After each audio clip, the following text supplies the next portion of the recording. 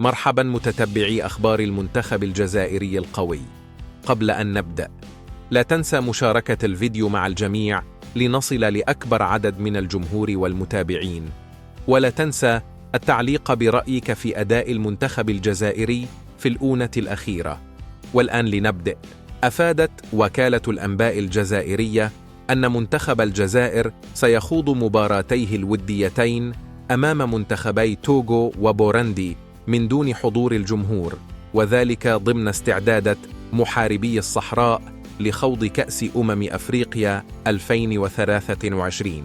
وذكر ذات المصدر أن معسكر منتخب الجزائر ستطرأ عليه بعض التعديلات، إذ لن يكتفي رفقاء النجم رياض محرز بخوض مباراتين وديتين أمام توغو وبوروندي في المعسكر الأفريقي، بل سيلعبون لقاء وديا آخر أمام منتخب الجزائر الأولمبي في مركز التحضيرات سيدي موسى بالعاصمة الجزائر، وذلك من دون تحديد موعد إجراء هذه المباراة.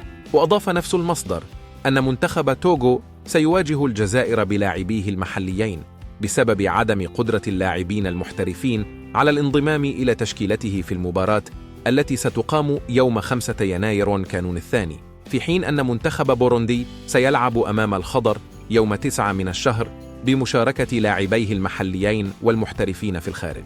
وسيتم لعب المباراة بدون جمهور بطلب من مدرب ثعالب الصحراء جمال بالماضي، الذي قرر فرض السرية ومحاولة استغلال هاتين المواجهتين قصد التحضير للكان بعيدا عن الأنظار.